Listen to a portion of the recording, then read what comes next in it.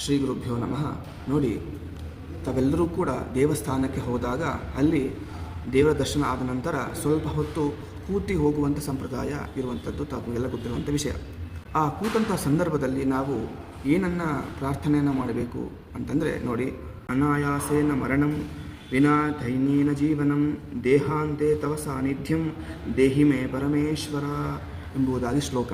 ಅನಾಯಾಸೇನ ಮರಣಂ ಅಂತಂದರೆ ಅಂತ್ಯಕಾಲದಲ್ಲಿ ನನಗೆ ಒಳ್ಳೆ ರೀತಿಯಾದಂತಹ ಮರಣವನ್ನು ಕೊಡು, ಹಾಸಿಗೆಯನ್ನು ಹಿಡಿಯದೆ ಒಳ್ಳೆ ರೀತಿಯಾದಂತಹ ಮರಣವನ್ನು ಅಂತ್ಯಕಾಲದಲ್ಲಿ ಕೊಡು ಎಂಬುದಾಗಿ.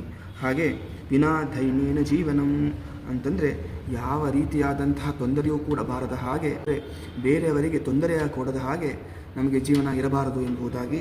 ಹಾಗೆ ದೇಹಾಂತ್ಯ ತವ ಸಾನ್ನಿಧ್ಯಂ ಅಂತಂದರೆ ದೇಹ ಅಂತ್ಯವಾದ ಸಂದರ್ಭದಲ್ಲಿ ಭಗವಂತ ನೀ ನನ್ನ ಬಳಿ ಇರಬೇಕು ಅಂತ. ಅಂದರೆ ನೋಡಿ, ಭೀಷ್ಮ ಸಾಯುವ ಸಂದರ್ಭದಲ್ಲಿ ಶ್ರೀಕೃಷ್ಣ ಪರಮಾತ್ಮ ಅವನ ಎದುರಿಗಿದ್ದ ಹಾಗೆ ಅಂತ.